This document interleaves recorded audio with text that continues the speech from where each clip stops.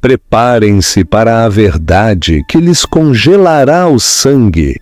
Antes de mergulharmos neste drama de traição e realeza, não se esqueçam de deixar o gostei e se inscreverem no canal. O apoio de vocês ajuda a verdade a vir à tona. A tinta dos papéis de divórcio mal tinha secado quando Marcos Oliveira expulsou a esposa de casa. Chamou-a de parasita, chamou-a de estorvo, disse que era muito pobre, muito simples e muito comum para estar ao lado de um magnata da tecnologia multimilionário. Ele a substituiu por uma amante mais jovem e ostensiva naquela mesma noite, convencido de que havia se livrado do peso morto de seu passado. Mas Marcos cometeu um erro fatal. Ele não sabia que a mulher humilde que acabara de descartar não era apenas Helena Souza. Ela era a Lady Helena da Casa de Bragança e Aragão, a única herdeira de uma fortuna que poderia comprar e vender toda a empresa dele 3 vezes. E a vingança é um prato que se serve melhor com estilo real. O adeus. Sob a chuva de São Paulo. A chuva em São Paulo era implacável naquela tarde de terça-feira, castigando as janelas de vidro do chão ao teto da mansão dos Oliveira, no Morumbi. Era uma fortaleza fria e moderna de concreto e aço, muito parecida com o homem que a possuía. Helena estava ao lado da ilha da cozinha. Suas mãos tremiam levemente enquanto ela cortava legumes para um ensopado que Marcos adorava. Aos 28 anos, Helena possuía uma beleza tranquila e discreta, cabelo castanho geralmente preso em um coque bagunçado e roupas práticas em vez de moda. Ela usava um cardigan cinza gasto que tinha desde a faculdade. Para o mundo exterior e especificamente para o marido, ela era simplesmente Helena, a órfã que ele havia conhecido em uma cafeteria há 5 anos, a mulher que ele havia salvado. O som da porta principal se abrindo ecoou pelo hall espaçoso. Helena secou as mãos com uma toalha e forçou um sorriso, saindo para recebê-lo. Marcos, o jantar está quase... Ela parou. Marcos Oliveira, o CEO da Dinâmicas Sterling, estava no hall. Ele vestia um terno italiano impecavelmente cortado, sacudindo um guarda-chuva molhado. Mas não estava sozinho. Ao lado dele, agarrada ao seu braço com familiaridade possessiva, estava Mônica Valença. Mônica era tudo o que Helena não era. Era a vice-presidente de marketing de Marcos, loira, de feições marcantes, vestida com um sobretudo vermelho de grife que provavelmente custava mais do que todo o guarda-roupa de Helena. Os olhos dela varreram Helena com uma mistura de pena e diversão. Marcos! Helena sussurrou, seu coração batendo forte. O que é isso? Marcos não olhou para ela, olhou para além dela, para a sala de estar. Precisamos conversar, Helena. Sente-se. Ele não esperou que ela obedecesse. Entrou na sala de estar, servindo-se de um uísque na licoreira de cristal. Mônica o seguiu, sentando-se no sofá de couro e cruzando as pernas elegantemente. Não tirou o casaco. Helena ficou de pé, suas mãos agarrando o encosto de uma poltrona para se manter firme. Por que ela está aqui, Marcos? Porque ela é parte do meu futuro, disse Marcos tomando um gole do líquido âmbar. Ele finalmente se virou para encarar a esposa. Seus olhos, antes quentes e cheios de promessas, agora estavam tão frios quanto a chuva lá fora. E você, Helena, é parte do meu passado. Ele tirou um envelope pardo grosso de sua maleta e o jogou sobre a mesa de centro. Pousou com um baque seco e definitivo. Papéis de divórcio, considerando que você chegou a este casamento sem absolutamente nada. A sala girou. Helena sentiu o sangue sumir de seu rosto. Divórcio? Marcos, nós acabamos de comemorar nosso 5º aniversário na semana passada. Eu disse o que tinha que dizer para manter a paz. Marcos interrompeu, elevando a voz. Mas sejamos honestos, Helena. Olhe para você e depois olhe para mim. Ele apontou para a mansão multimilionária. Eu sou o CEO de uma das empresas de tecnologia de crescimento mais rápido do mundo. Eu janto com senadores, negocio com dignitários estrangeiros. E você? Você é voluntária em uma biblioteca? Você veste roupas de brechó. Você me envergonha. Mônica soltou uma risada suave e cruel.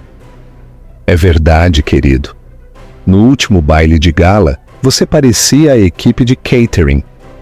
Marcos precisa de uma imagem de casal poderoso. Ele precisa de alguém que entenda a indústria, não alguém que entenda... Seja lá o que você faça. Eu te apoiei quando você começou a Dinâmicas Sterling na garagem, disse Helena, sua voz tremendo, mas ganhando força. Eu tinha 2 empregos para que você pudesse programar. Eu paguei o aluguel. Eu comprei os mantimentos. Isso foi um empréstimo, Marcos zombou. E eu te paguei 1000 vezes com este estilo de vida. Mas eu te superei, Helena. Você está estagnada. Você é pobre de mentalidade. Você economiza centavos quando eu estou tentando fazer milhões. É exaustivo. Ele deu um passo à frente. Seu perfume, um aroma que ela costumava amar, agora a sufocava. Mônica entende o mundo em que vivo. Ela é inteligente, ambiciosa e se encaixa no papel. Você é simplesmente... simples. Helena olhou para Mônica, que estava inspecionando suas unhas bem cuidadas, parecendo entediada. Então ela olhou para o homem que amou por 5 anos. Ela percebeu, com uma pontada súbita e clarificadora, que ele não estava fingindo. Ele realmente acreditava que era superior. Ele acreditava que a simplicidade dela era um defeito, não uma escolha. Então é isso? Helena perguntou baixinho. 5 anos, descartados porque eu não me visto para a ocasião. Não é só a roupa, Helena. É o pedigree, Marcos zombou. Você é uma Zé Ninguém. Sem família, sem conexões, sem ativos. Você é um passivo. Estou prestes a fechar um acordo com o Grupo Bragança. Você tem ideia do quão importante isso é? Não posso ter uma esposa que parece que recorta cupom sentada naquela mesa. Os olhos de Helena se arregalaram ligeiramente com a menção do Grupo Bragança. Uma expressão estranha e indecifrável cruzou seu rosto, muito rápida para Marcos captar. O Grupo Bragança. Ela repetiu em voz baixa. Sim, muito acima da sua cabeça, Marcos snapped. Agora assine os papéis. Você fica com um apartamento na cidade e um estipêndio mensal por 2 anos. É mais do que você merece. Helena se aproximou da mesa. Olhou para os documentos. Os termos eram insultuosos. Um estipêndio que mal cobriria o aluguel em uma área decente e uma ordem de silêncio que a impedia de discutir o casamento. Ela pegou a caneta. Você está cometendo um erro, Marcos, ela disse, sua voz desprovida das lágrimas que ele esperava. O único erro que cometi foi casar com um caso de caridade. Ele rebateu. Assine e vá embora. Mônica se muda esta noite. Helena não hesitou. Ela assinou seu nome com uma floreio. Helena! Ela não usou Oliveira. Simplesmente escreveu seu primeiro nome. Eu vou arrumar minhas coisas, ela disse. Leve apenas o que você comprou. Mônica interveio, sorrindo presunçosamente. Não queremos que você roube a prataria. Helena se virou para Mônica, seus olhos castanhos de repente penetrantes, sustentando uma profundidade de autoridade aterrorizante que nenhum deles jamais havia visto antes. Não se preocupe, Mônica. Não tenho interesse em nada nesta casa. É tudo notavelmente barato. Ela se virou e subiu as escadas, deixando Marcos e Mônica atordoados em um silêncio momentâneo e confuso. 30 minutos depois, Helena desceu a grande escadaria. Ela não arrastava malas pesadas cheias de roupas de grife ou joias. Ela carregava uma única e surrada bolsa de lona de couro, a mesma com a qual havia se mudado 5 anos antes. Ela estava diferente.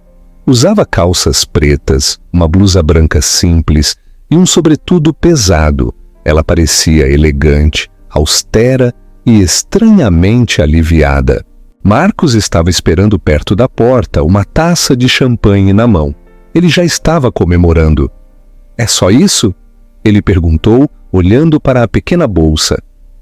"Eu avisei, o estipêndio começa no próximo mês. Não volte rastejando quando perceber que não pode mais sobreviver no mundo real." "Eu vou sobreviver", Helena disse calmamente. Ela colocou a chave na mesa lateral. "Espero que a fusão com o Grupo Bragança corra bem para você, Marcos. De verdade." "Vai correr!"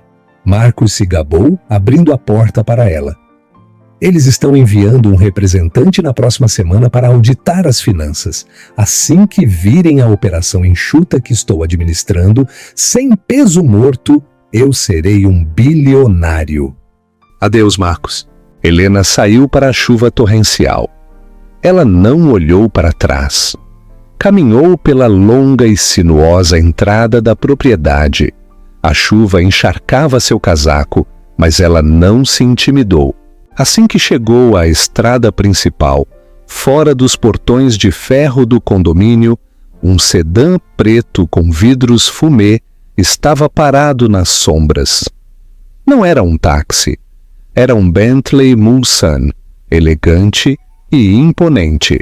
Enquanto Helena se aproximava, a porta traseira se abriu. Um homem em um terno escuro saiu, segurando um grande guarda-chuva para protegê-la. Ele se curvou profundamente. Uma reverência de genuína reverência, não de servidão. "Lady Helena", disse o homem, sua voz grossa com sotaque de Portugal. "Recebemos seu sinal. Está feito." Helena escorregou para o interior quente de couro do carro, secando uma gota de chuva do rosto. Sua postura mudou instantaneamente. A dona de casa submissa tinha desaparecido. Em seu lugar, sentou-se uma mulher de postura e comando. "Está feito, Sir Eduardo?" disse Helena, sua voz se tornando nítida. "Ele assinou os papéis. Ele pensa que estou na indigência." Eduardo Matos, o conselheiro legal-chefe e assessor da família real, subiu no banco da frente e acenou para o motorista. "O carro ganhou vida. Eu o avisei, minha senhora", disse Eduardo suavemente, olhando para ela pelo espelho retrovisor. Marcos Oliveira é um homem de ambição, não de caráter. Sua avó, a duquesa, ficou angustiada quando a senhora escolheu viver esta vida comum para testá-lo. "Eu precisava saber, Eduardo", suspirou Helena, olhando pela janela enquanto a propriedade dos Oliveira desaparecia na escuridão. "Eu queria ser amada por mim, não pelo título, não pela fortuna dos Bragança, não pelas conexões da coroa. Eu queria saber se um homem poderia amar Helena, a bibliotecária. E o veredito?" "Ele falhou", disse Helena, seus olhos endurecendo. "Ele quer um parceiro para a fusão dos Bragança? Ele quer impressionar a realeza?" Um sorriso sombrio surgiu em seus lábios. "Então vamos dar a ele exatamente o que ele quer." Eduardo entregou-lhe um tablet. "O conselho do Grupo Bragança Global está esperando sua diretriz. O Sr. Oliveira tem uma reunião agendada com nossa equipe de aquisição na próxima sexta-feira. Ele acredita que se reunirá com um vice-presidente júnior." Helena pegou o tablet. Ela percorreu os arquivos. As finanças da Dinâmicas Sterling, as dívidas ocultas que Marcos havia acumulado para manter seu estilo de vida luxuoso e a verificação de antecedentes de Mônica Valença. "Mude a agenda", Helena ordenou. Promova a reunião dele. Ele não se reunirá com um vice-presidente. Ele se reunirá com a presidente do conselho. Eduardo levantou uma sobrancelha. A senhora, minha senhora. Eu, Helena confirmou. Mas ainda não. Deixe-o suar, deixe-o pensar que venceu. Cortem as linhas de crédito dele em nossos bancos subsidiários amanhã de manhã. Vamos ver como a amante dele aproveita o estilo de vida quando os cartões corporativos forem recusados. Muito bem, senhora. E para onde a levaremos? A cobertura no Four Seasons está preparada. Não, disse Helena. Leve-me para a pista de pouso. O jato particular está lá? Sim, Lady Helena. Ótimo. Preciso ir a Lisboa informar a vovó. Quero estar em traje cerimonial completo quando entrar naquela sala de reuniões na próxima semana. Marcos Oliveira queria uma mulher de pedigree. Ele receberá todo o peso da monarquia caindo sobre sua cabeça. Pausa para pensar. Você acha que Helena foi muito soft ao apenas congelar os cartões dele? Ou este é o início de um plano mestre? Deixe sua opinião nos comentários. O despertar gelado de um magnata. A semana após a partida de Helena foi, para Marcos Oliveira, um borrão de triunfo hedonista. Com Helena fora, ele se sentiu mais leve. Mônica imediatamente redecorou o quarto principal, substituindo a estética aconchegante de Helena por arte moderna e cortinas de veludo. É assim que um CEO vive, Mônica arrulhou, servindo a Marcos mais uma taça de vinho vintage na quinta-feira à noite. Chega de economizar centavos, chega de ensopados de legumes tristes. Marcos sorriu. Exatamente, mas era tenso. As rachaduras, no entanto, começaram a aparecer na sexta-feira de manhã. Marcos entrou na sede da Dinâmicas Sterling, sentindo-se um rei. Passou pela recepção, dando ordens. Tenham o arquivo Bragança pronto. Quero tudo perfeito para a auditoria. Ele passou seu cartão de acesso para entrar em sua suíte executiva privada. A luz piscou em vermelho. Acesso negado. Marcos franziu a testa, passou novamente. Acesso negado. Que diabos? Ele murmurou. Ele bateu na porta de vidro. Seu assistente, um jovem aterrorizado chamado Jairo, veio correndo. Senhor Oliveira, sinto muito. Estamos investigando. Tivemos uma falha em todo o sistema. Uma falha? Eu sou o CEO. Marcos gritou. Abra esta porta. Jairo destrancou manualmente a porta com uma chave mestra. Marcos irrompeu, jogando sua maleta sobre a mesa. Sentou-se para fazer login em seu computador. Conta bloqueada. Contate o administrador. Marcos pegou o telefone para ligar para o diretor de TI, mas a linha estava muda. Neste exato momento, seu celular vibrou. Era seu banqueiro pessoal, do Banco Soberano I. Senhor Oliveira. A voz do banqueiro estava tensa. Temos um problema. Agora não, Guilherme. Minha tecnologia de escritório está fora do ar. O que é? São seus cartões, senhor, e a linha de crédito da empresa. Foram congelados. Marcos se levantou, seu rosto ficando roxo. Congelados? Por quem? Eu tenho milhões em ativos. São os subscritores, senhor. O Banco Soberano foi adquirido há 3 dias por uma holding maior. A nova empresa-mãe sinalizou suas contas por atividade de alto risco em relação à fusão pendente. Eles interromperam toda a liquidez até a auditoria. Quem os comprou? Marcos exigiu. Eu vou processá-los. É um conglomerado global, senhor. KG Holdings. Marcos parou. O quê? Grupo Bragança. Ele caiu na cadeira. As mesmas pessoas que ele estava tentando impressionar estavam congelando seus ativos. Isso tinha que ser um teste. Um teste de estresse para ver se ele aguentava a pressão. Tudo bem, Marcos sibilou. Eu aguento alguns dias sem crédito. Eu usarei dinheiro. Apenas diga a eles que estou cooperando. Ele desligou. O suor picava sua testa. A porta de seu escritório se abriu com um estrondo. Mônica entrou, parecendo furiosa. Ela jogou seu cartão de crédito Platinum em sua mesa. Marcos, eu estou na joalheria, tentei comprar aquela pulseira de diamantes que vimos. O cartão foi recusado. Recusado? Você sabe o quão embaraçoso isso é? É uma falha, Mônica. O Acordo Bragança está agitando as coisas. É uma medida de segurança. Bem, conserte. Ela sibilou. Eu tenho um compromisso no spa em 1 hora e não serei recusada. Marcos esfregou as têmporas. Ele sentiu falta de como Helena simplesmente lhe fazia um chá quando ele estava estressado, em vez de exigir diamantes. Ele afastou o pensamento. Não, isso era mentalidade de pobreza. Este é um negócio de alto risco. Eu vou consertar, Marcos prometeu. Escute, a reunião com os Bragança foi antecipada. Eles querem me ver na segunda-feira, pessoalmente, em sua sede na América do Norte, em Nova York.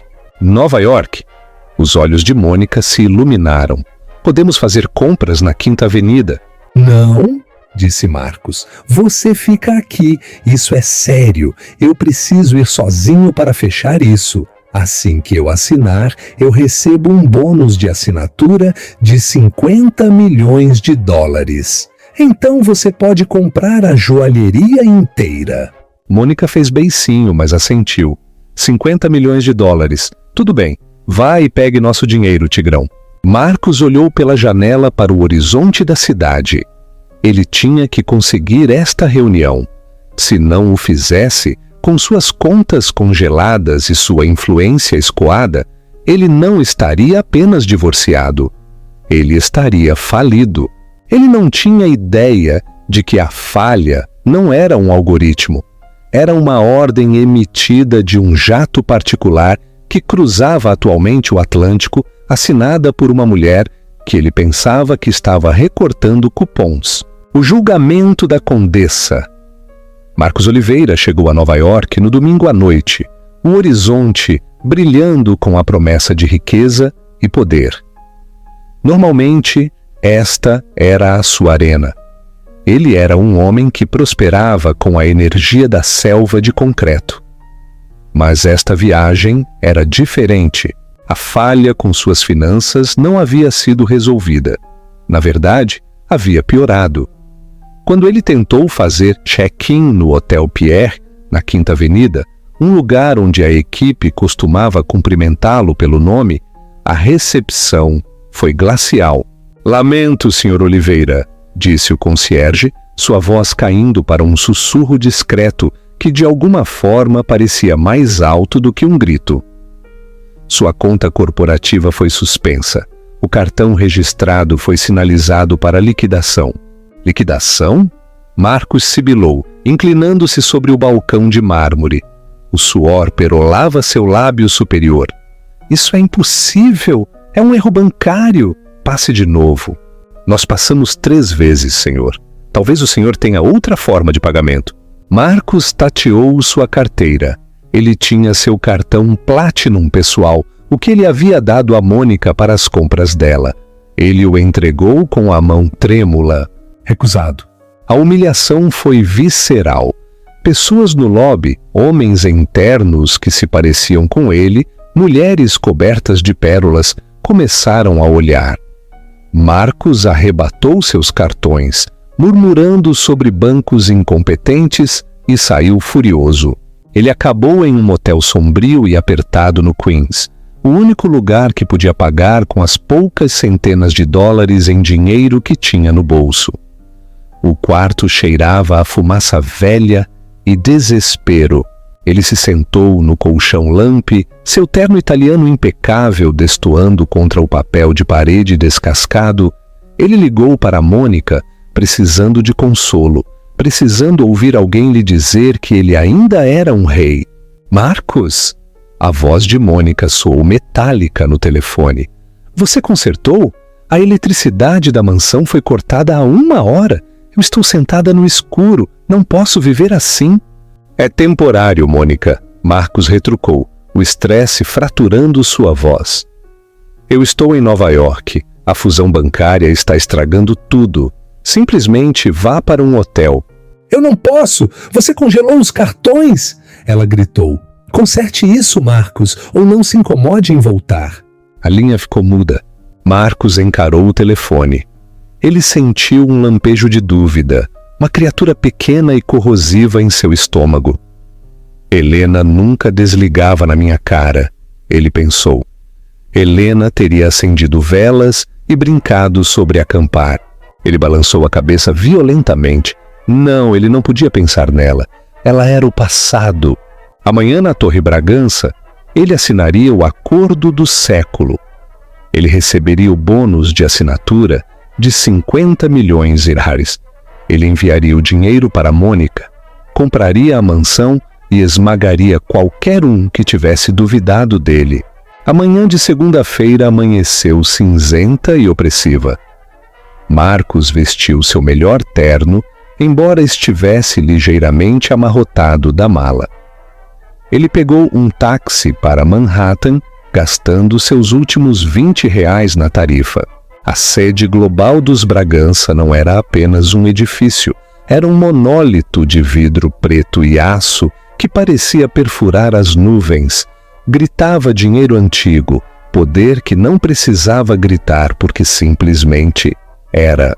Marcos entrou no lobby, recuperando sua arrogância. Marcos Oliveira, ele anunciou para o balcão de segurança. Eu vim ver o conselho. O guarda não sorriu. Ele verificou uma lista. Andar de cima, pegue o elevador privado, eles estão esperando. Marcos entrou sozinho no elevador.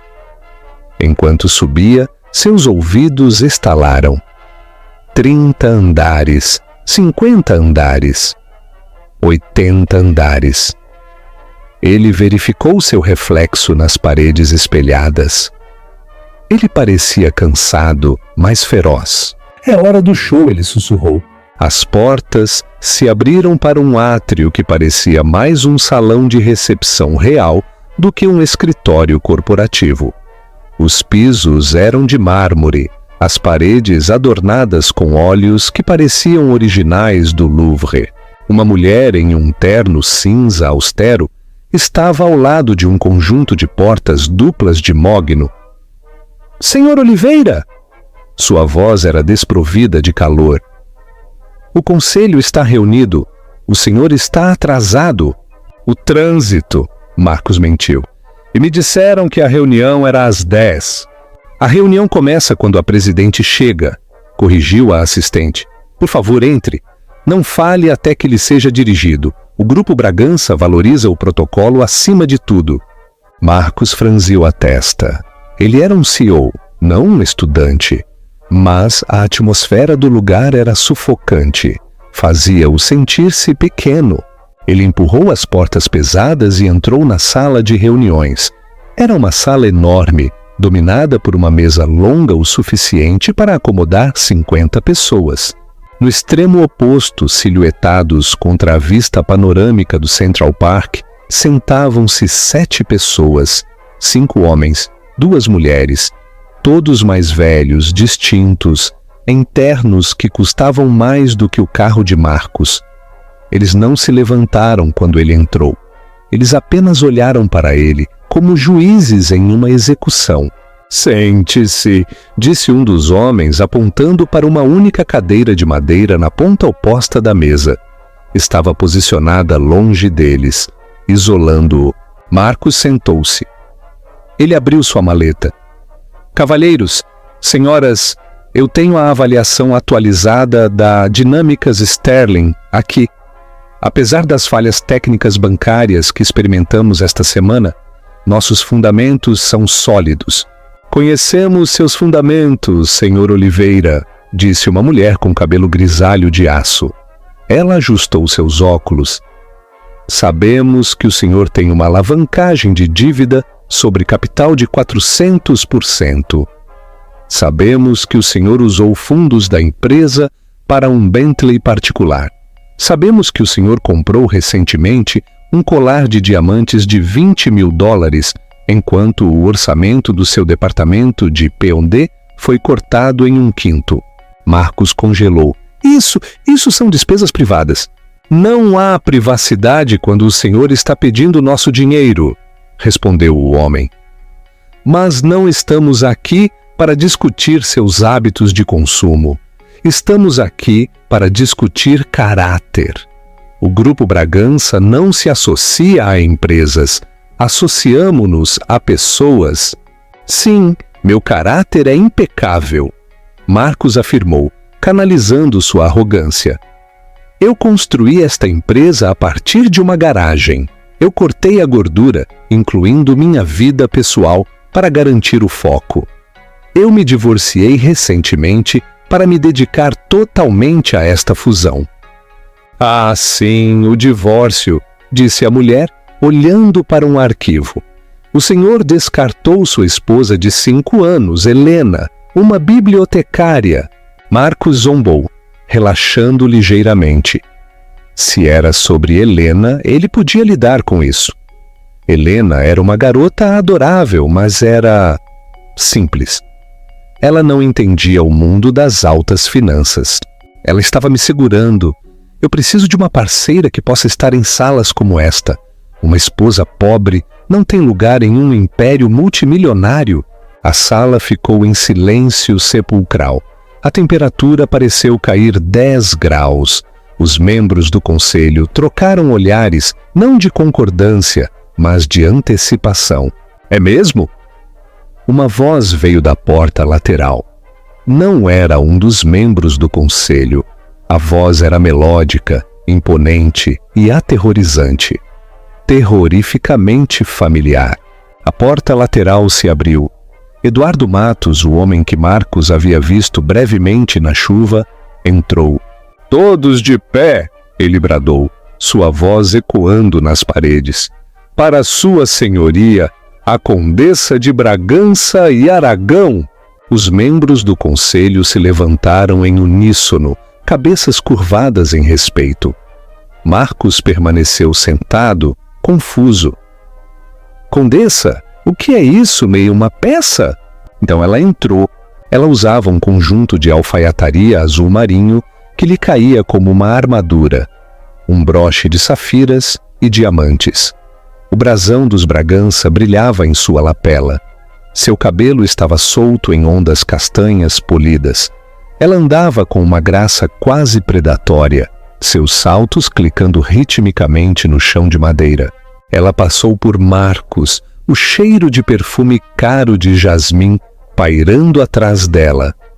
Ela caminhou até a cabeceira da mesa, o assento do poder. Ela se virou. A boca de Marcos se abriu. Seu cérebro entrou em curto-circuito. Ele piscou, tentando fazer a imagem se encaixar na realidade que ele conhecia. Era Helena, mas não era a Helena que cortava cenouras em um cardigã desbotado. Seus olhos eram afiados, seu queixo erguido.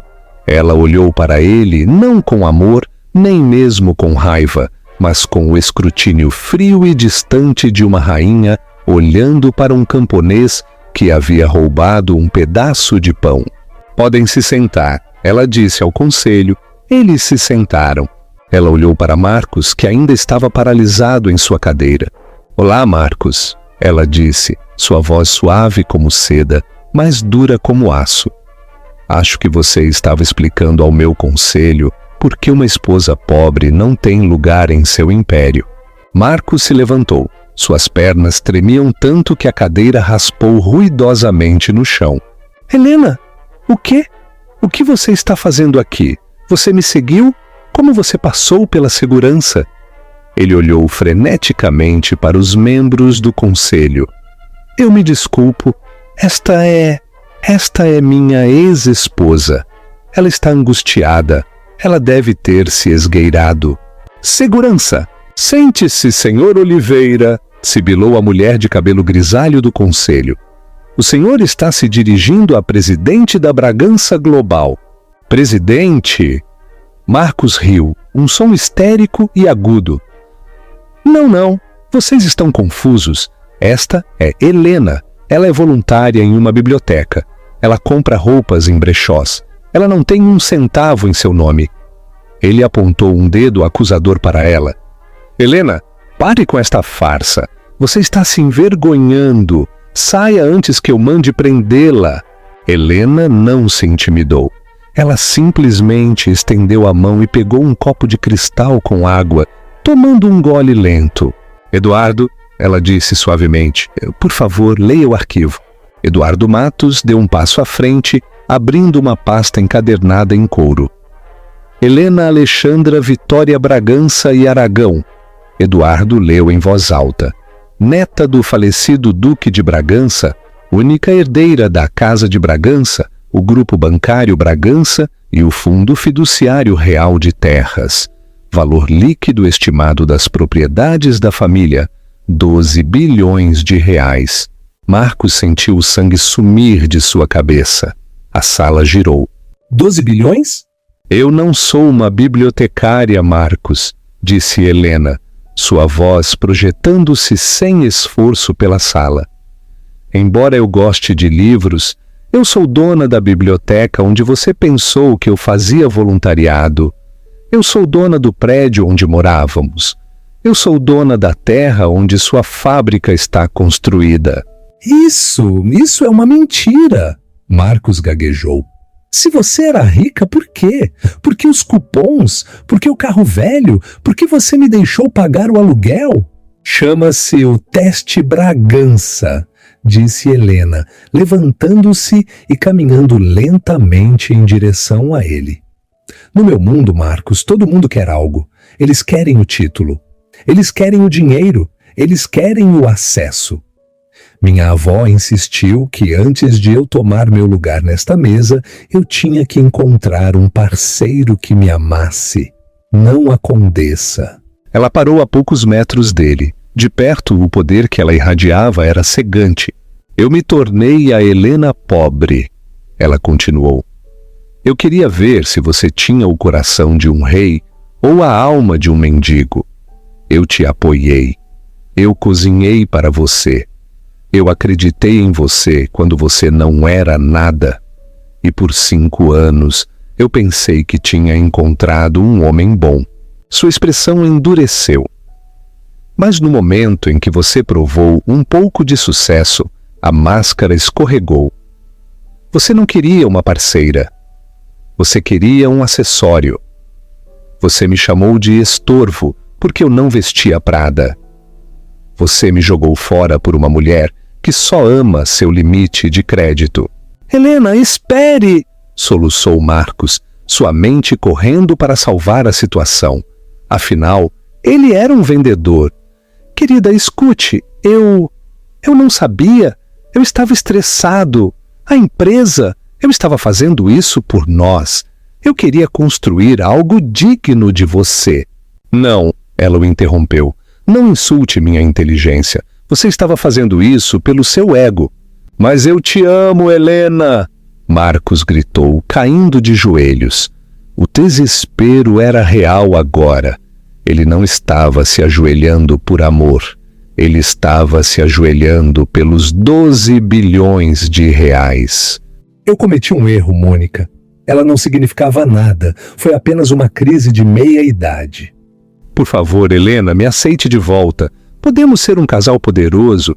Pense no que podemos fazer com minha tecnologia e seus recursos. Helena olhou para ele.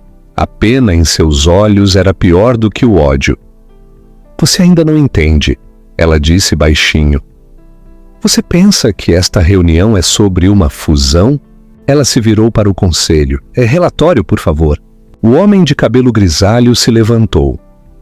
Senhor Oliveira, a partir desta manhã, a Bragança Global adquiriu a dívida de risco da Dinâmicas Sterling.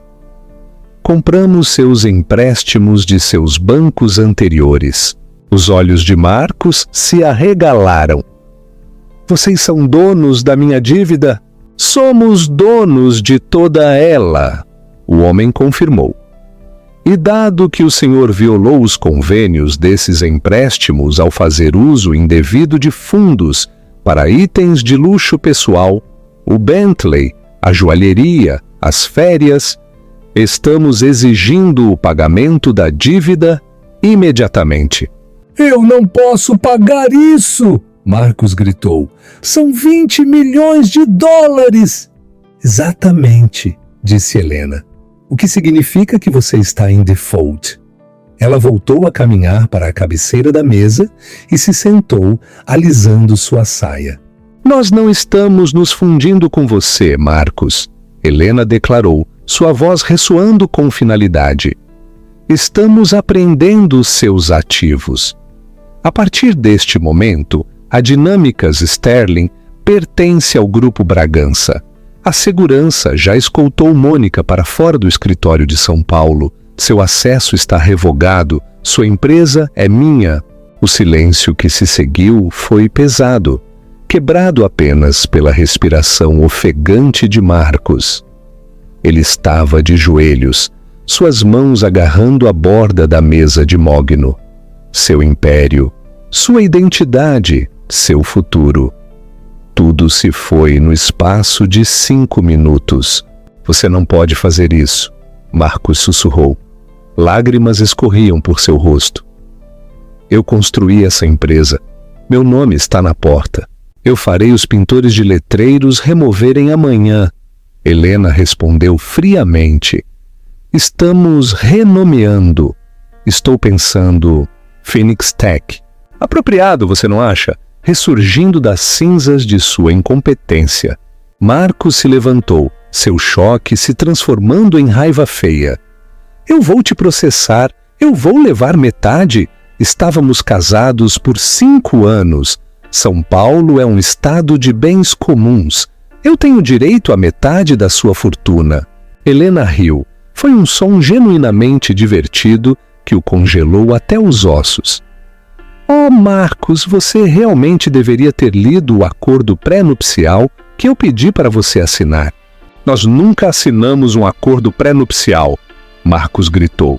Eu lembro, você trouxe alguns papéis, mas eu disse que não precisávamos porque você não tinha nada. Eu trouxe um documento. Helena corrigiu. Você riu e disse, eu não me importo com seus empréstimos estudantis, Helena. Assine o que quiser. E você assinou sem ler. Eduardo Matos puxou outro documento de sua pasta. Ele o segurou. Era o papel que Marcos havia assinado 5 anos antes, na cozinha apertada de seu apartamento, pensando que estava sendo magnânimo ao concordar em separar as dívidas dela. Este documento, explicou Eduardo, estipula que todos os ativos adquiridos por Helena Bragança antes, durante e depois do casamento permanecem propriedade única e separada.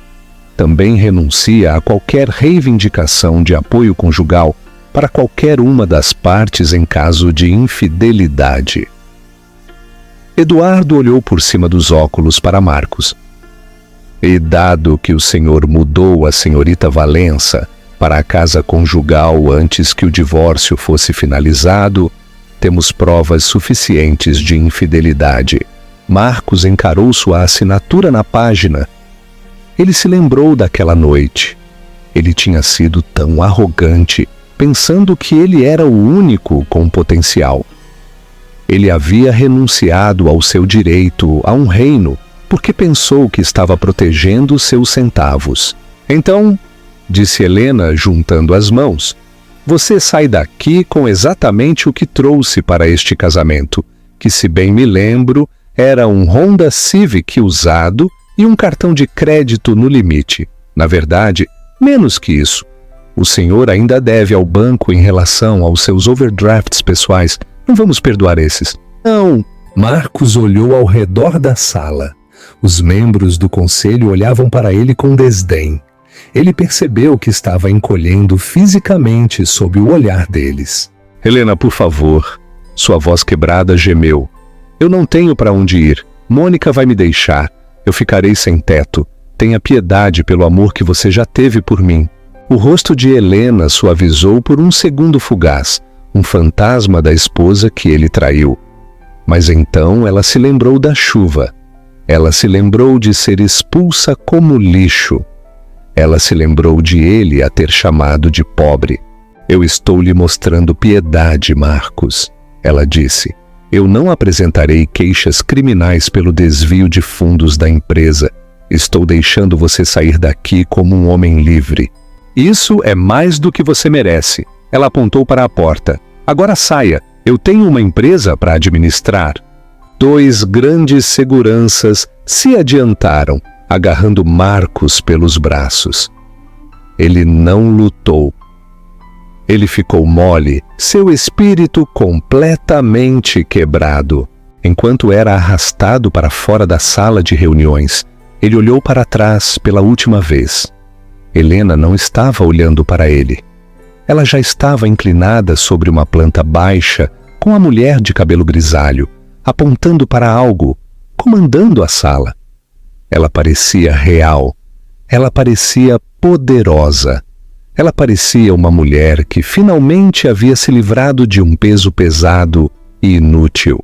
As portas pesadas se fecharam, selando Marcos Oliveira para fora do mundo, ao qual ele havia desesperadamente querido se juntar, mas do qual nunca foi digno de entrar. O último ato de graça. As portas pesadas de mogno da sala de reuniões dos Bragança se fecharam com um estrondo. O som ressoou como um tiro que marcou o fim da vida de Marcos Oliveira, como ele a conhecia. Por um momento, Marcos ficou ali no corredor, olhando para o veio da madeira. Seu cérebro se recusava a processar a catástrofe.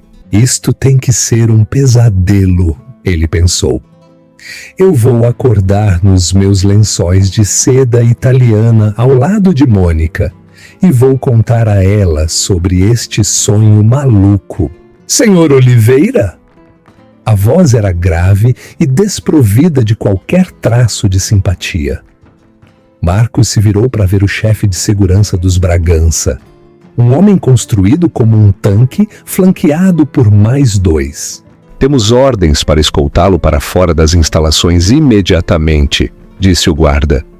O senhor não deve falar com nenhum funcionário, não deve tocar em nenhum dispositivo eletrônico. Se resistir, nós o imobilizaremos. Eu preciso do meu casaco. Marcos gaguejou, seu confiante barítono de CEO reduzido a um sussurro fino. Seu casaco está no lobby, mova-se! A caminhada até o elevador pareceu um cortejo fúnebre. Marcos, que havia entrado neste prédio 2 horas atrás, acreditando ser um titã da indústria, agora era retirado como um batedor de carteiras. Quando as portas do elevador se abriram no lobby, a atmosfera havia mudado. A recepcionista não olhou para cima. Os guardas de segurança nas catracas olharam para frente. Ele já era um fantasma, mas o verdadeiro horror o esperava lá fora. Enquanto as portas giratórias o expeliam para a calçada úmida da Quinta Avenida, flashes o cegaram. Não eram 1 ou 2 fotógrafos, era um enxame. Senhor Oliveira, é verdade que o senhor desviou fundos da empresa? Marcos, comente sobre a aquisição hostil por sua ex-esposa. Os rumores de que o senhor está falido são verdadeiros? Marcos cobriu os olhos, cambaleando para trás. Como? Como eles já sabiam? A reunião havia terminado há 5 minutos. Ele viu um carro preto parado no meio-fio. Por uma fração de segundo ele pensou que era seu motorista. Ele avançou em direção a ele, agarrando a maçaneta. Tire-me daqui! A janela desceu. Não era seu motorista. Era Eduardo Matos, o conselheiro legal real de Helena. Eduardo olhou para Marcos com uma calma serena e aterrorizante. Temo que este carro seja apenas para o pessoal dos Bragança, senhor Oliveira, disse Eduardo, sua voz mal audível, acima dos gritos dos paparazzi. Acho que a estação de metrô fica a 2 quarteirões de distância. Boa sorte! A janela subiu. O carro acelerou, deixando Marcos encalhado no mar de câmeras. Ele puxou a jaqueta do terno sobre a cabeça e correu, abrindo caminho pela multidão, seus caros sapatos de couro espirrando em poças sujas, fugindo das ruínas de sua reputação. A experiência terrível de voltar para o motel no Queens foi um borrão de humilhação. Marcos usou o último de seu dinheiro para um táxi que cheirava a tabaco velho. Suas mãos tremiam tanto que ele mal conseguia verificar seu telefone. Seu telefone estava explodindo não com apoio, mas com notificações. LinkedIn, removido do cargo de CEO.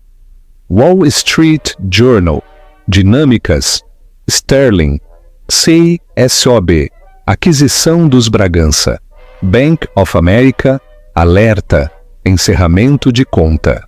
Ele finalmente chegou ao motel desesperado por um rosto amigo. Mônica. Mônica entenderia. Eles eram uma equipe.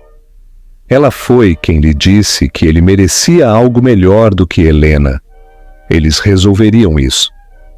Talvez eles se mudassem para Bali. Recomeçariam. Ele irrompeu no quarto apertado do motel. Mônica, você não vai acreditar no que... Ele parou. O quarto estava um caos. Malas abertas na cama. As malas dela. Mônica estava jogando roupas nelas com velocidade frenética. Ela estava ao telefone, o receptor preso entre a orelha e o ombro. Sim, eu estou saindo agora. Não, eu não sabia. Eu também sou uma vítima aqui, Jaime. Ele mentiu para mim. Ela desligou o telefone e olhou para Marcos. Seu rosto, geralmente sereno e perfeitamente maquiado, estava contorcido em um rosnado de desgosto. Mônica? Marcos perguntou, dando um passo à frente. O que você está fazendo? Eu estou indo embora. Ela cuspiu, fechando uma bolsa Louis Vuitton. Eu acabei de ver as notícias, Marcos. Desvio de fundos, fraude, falência. Você me disse que era um gênio. Você me disse que valia 100 milhões de dólares. Eu valia, Marcos implorou. É um revés temporário. Helena, ela me enganou. Ela é da realeza de verdade. Ela é dona de tudo, mas podemos lutar contra isso. Eu tenho ideias. Eu sou um inovador. Mônica riu. Foi um som cruel e vazio. Você é um perdedor falido, Marcos? Você acha que eu vou ficar por perto enquanto você recorta cupons? Eu não me inscrevi para a vida de pobreza da qual você estava tão desesperado para escapar. Eu me inscrevi para os iates e os bailes de gala. Ela puxou sua bolsa da cama. Mônica, por favor, Marcos implorou, bloqueando a porta. Eu te amo. Nós temos algo real. Saia da frente, ela sibilou. Ou eu vou gritar e dizer à polícia que você me agrediu. Eu estou indo para Miami. Eu conheci um gestor de hedge fund no Instagram há 1 hora. Ele está enviando um avião de verdade, não um fictício. Ela o empurrou, o plástico rígido de sua mala batendo em suas canelas. Marcos a observou caminhar pelo corredor sombrio do motel, seus saltos vermelhos clicando. Ela não olhou para trás uma única vez. Ele estava sozinho em um motel barato, com 12 dólares no bolso e um terno que não podia pagar para lavar a seco. Os 3 meses seguintes foram uma descida lenta e exaustiva para um inferno criado pelo próprio Marcos. Voltar para São Paulo foi um pesadelo. Ele teve que pegar um ônibus de 3 dias que o deixou rígido e cheirando a corpos não lavados. Quando chegou, encontrou as fechaduras do apartamento trocadas. Seu cartão de acesso ao prédio da Dinâmicas Sterling foi desativado. A misericórdia de que Helena havia falado era que ele não estava na prisão. Mas, de certa forma, isso era pior. Eduardo Matos havia sido minucioso. A execução hipotecária da propriedade foi imediata. O Bentley foi apreendido do estacionamento do aeroporto. A equipe jurídica da Phoenix Tech, ex-sua equipe jurídica, penhorou seus salários futuros para pagar as despesas não autorizadas da empresa. Marcos Oliveira, o homem que havia jantado com senadores, agora morava em um estúdio no subsolo em um bairro difícil de Santo André. As paredes eram finas, a torneira pingava e o aquecimento era temperamental. Ele se candidatou a empregos, centenas deles. Diretor de tecnologia, recusado. Vice-presidente de vendas, recusado. Gerente regional, recusado. O mundo da tecnologia era pequeno. A notícia havia se espalhado.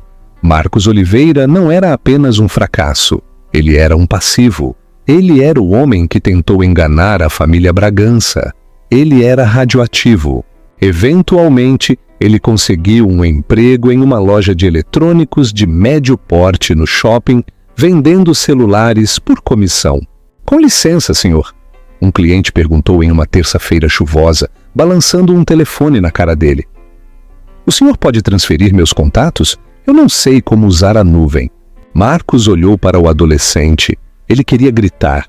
Eu construí a arquitetura para essa nuvem? Eu escrevi o código? Claro, Marcos disse com os dentes cerrados, forçando um sorriso. Eu posso ajudar com isso. Sua placa de identificação dizia Marcos S. Aprendiz. Enquanto Marcos se asfixiava em sua nova realidade, São Paulo vibrava com a ascensão da Phoenix Tech. Era inevitável. Sempre que Marcos abria um jornal ou passava por uma banca, lá estava ela. Helena, a duquesa da tecnologia. Como Lady Helena salvou uma empresa moribunda, ações da Phoenix Tech disparam 40% no terceiro trimestre. Capitalismo compassivo, a nova era de liderança. Ela não estava apenas tendo sucesso, ela estava prosperando. As fotos mostravam uma mulher transformada. O coque bagunçado e os cardigãs haviam sumido, substituídos por alfaiataria elegante e afiada, que insinuava suas raízes aristocráticas, sem ostentar. Mas foram seus olhos que o mataram. Em cada foto, ela parecia serena, feliz, livre. Em uma noite de novembro, a cidade estava paralisada. Marcos estava pegando o ônibus para casa após seu turno no shopping. O ônibus parou no centro. O que está acontecendo? Alguém resmungou. Marcos olhou pela janela. Eles estavam passando pelo Teatro Municipal. Havia barricadas, tapetes vermelhos e holofotes varrendo o céu chuvoso. Um banner enorme pendia da marquise. A gala de caridade da Fundação Bragança, em benefício da alfabetização e educação tecnológica para jovens carentes. Marcos sentiu uma atração que não pôde resistir. Ele saiu do ônibus, ele parou do outro lado da rua, sob o toldo de uma cafeteria, observando o desfile de riqueza. Ele viu seus antigos rivais de negócios, homens que costumavam ignorar suas ligações, caminhando pelo tapete vermelho, exibindo-se para as câmeras. Ele viu o prefeito, e então um silêncio caiu sobre a multidão. Um Rolls-Royce antigo parou. A porta se abriu e Eduardo Matos saiu, segurando um guarda-chuva. Ele estendeu a mão e Érina emergiu. Ela estava deslumbrante. Ela usava um vestido de veludo verde esmeralda profundo, que parecia absorver a luz. Adornada com as joias dos Bragança, ela não parecia uma celebridade. Ela parecia uma rainha. Ao lado dela, segurando sua mão, estava um homem. Ele era alto, de olhos gentis e uma elegância um tanto rústica. Lorde Juliano Fonseca. Os tabloides diziam que ele era um filantropo que passava metade do ano construindo escolas na África. Ele olhava para Helena como se ela fosse a única pessoa no mundo. Marcos sentiu a bile subir em sua garganta. Não era raiva, era arrependimento. Um arrependimento puro e agonizante que parecia um golpe físico. Aquele poderia ter sido ele, se ele tivesse sido gentil. Se ele tivesse sido decente. Helena parou no tapete para falar com um repórter. A multidão ficou em silêncio para ouvi-la. Lady Helena! O repórter gritou. A senhora reverteu a Phoenix Tech em tempo recorde. Qual é o seu segredo? Como a senhora equilibra o mundo corporativo com seus deveres reais? Helena sorriu. Sua voz flutuou pela rua até onde Marcos estava tremendo. É bem simples, na verdade. Ela disse. Por muito tempo, deixei alguém me fazer sentir pequena. Deixei alguém me dizer que a bondade era uma fraqueza e que o valor era um cifrão. Uma vez que removi essa influência negativa, percebi que o verdadeiro poder vem de levantar as pessoas, não de olhar para elas de cima. A Phoenix Tech é um sucesso porque valorizamos nosso pessoal. E sua vida pessoal? Perguntou o repórter. A senhora parece muito feliz. Helena olhou para Juliano apertando a mão dele. Eu finalmente encontrei um parceiro que ama a mulher, não o título. E essa é uma riqueza que nenhum dinheiro pode comprar. A multidão aplaudiu. Marcos encostou a cabeça no tijolo frio da parede da cafeteria. Lágrimas quentes e pungentes escaparam de seus olhos. Ele se virou para ir embora, para desaparecer de volta nas sombras. Mas ele esbarrou em um homem que se apressava para dar uma olhada na celebridade. Cuidado, amigo, o homem retrucou. Então ele parou, apertando os olhos para Marcos. Ei, você não é... Você é aquele cara... O marido. O cara que faliu. Marcos congelou. O homem riu, balançando a cabeça. Cara... O estranho riu, apontando para a mulher radiante no tapete vermelho. Você perdeu a fortuna do século. Isso deve doer. Marcos não disse uma palavra. Ele levantou a gola e se dirigiu para a chuva. O golpe final veio 2 semanas depois. Marcos estava trabalhando no turno de fechamento na loja de celulares. O shopping estava vazio. Ele estava limpando os balcões de vidro, seus movimentos robóticos. A campainha da porta tocou. Fechamos em 5 minutos, disse Marcos sem olhar para cima. Não vou demorar. Marcos congelou. Ele conhecia aquela voz. Ele a tinha ouvido todas as manhãs por 5 anos. Ele a tinha ouvido sussurrar, eu te amo. E ele a tinha ouvido comandar uma sala de reuniões. Ele levantou os olhos. Helena estava ali. Ela não estava em um vestido de gala e não estava em um terno de poder. Ela usava jeans e um suéter de cachemir simples, seu cabelo solto. Ela parecia normal, mas a aura de autoridade era inegável. 2 grandes guarda-costas estavam do lado de fora das portas de vidro da loja, de costas para eles. Helena! Marcos respirou. Ele endireitou instintivamente sua gravata de poliéster barata. O quê? O que você está fazendo aqui? Comprando um telefone? Não, ela disse suavemente. Ela se aproximou do balcão colocando um pequeno envelope no vidro. Eu vim lhe trazer isso. Marcos olhou para o envelope. Tinha o logotipo da Phoenix Tech. É um processo judicial? Ele perguntou, sua voz trêmula. Eu não tenho mais nada para tirar, Helena. Você tem a empresa, a casa, o carro. Eu estou ganhando salário mínimo mais comissão. Não é um processo, ela disse. É a escritura do chalé do lago. Marcos piscou. O chalé? Era uma cabana pequena e dilapidada a 3 horas ao norte da cidade. Ele a havia comprado anos atrás por uma ninharia com a intenção de derrubá-la e construir uma mansão. Mas ele nunca o fez. Era o único ativo que os advogados não haviam apreendido, porque era praticamente inútil. Eu não entendo, disse Marcos. Eu estou liberando a hipoteca sobre ele, disse Helena. É seu, totalmente.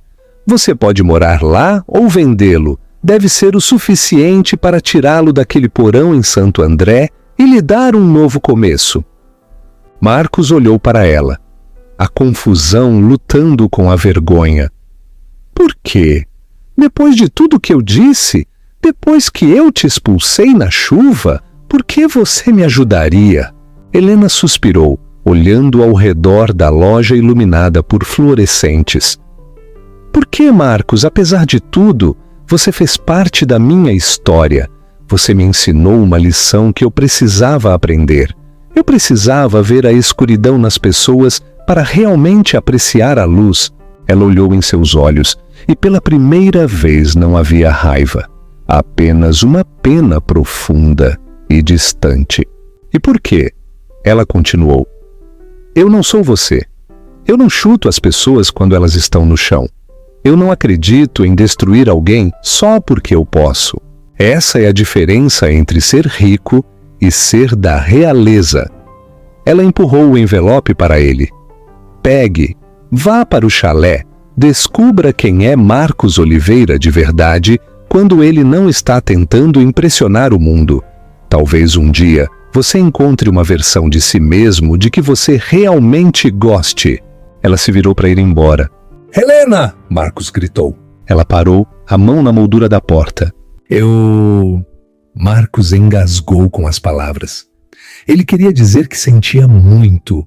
Ele queria dizer que sentia falta dela. Ele queria implorar por outra chance.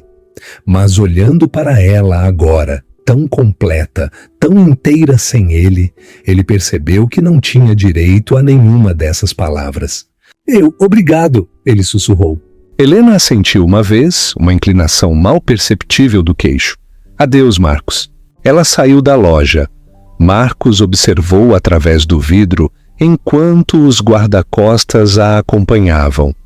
Ela caminhou pelo hall vazio do shopping, com a cabeça erguida, afastando-se do passado e em direção a um futuro do qual ele nunca faria parte. Marcos ficou sozinho no silêncio da loja. Ele pegou o envelope. Era leve, mas parecia pesado em suas mãos. Era um ato de graça que ele não merecia. Ele se aproximou da lixeira onde costumava jogar os embrulhos do almoço. Ele olhou para sua placa de identificação. Marcos S. Aprendiz. Ele tirou o adesivo e o jogou fora. Ele pegou o envelope, apagou as luzes e saiu para a noite. A chuva havia parado. O ar estava fresco e frio. Ele não sabia para onde iria ou quem seria.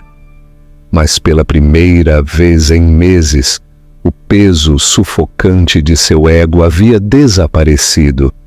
Ele estava pobre. Ele estava sozinho. Mas ele estava acordado. E essa é a história de como Marcos Oliveira aprendeu a lição mais difícil de sua vida. Ele perseguiu o brilho do ouro e perdeu o diamante que estava bem em suas mãos. Helena provou que a verdadeira nobreza não é sobre o título que você tem ou o dinheiro no banco. É sobre a graça que você mostra quando tem o poder de destruir, mas escolhe curar em vez disso. Marcos terminou com exatamente o que ele precisava, não o que ele queria. Um novo e humilde começo. Conclusão e chamada para a ação CT. Muito bem, equipe. O que acharam? Vocês acham que Helena o deixou ir muito facilmente com aquele chalé?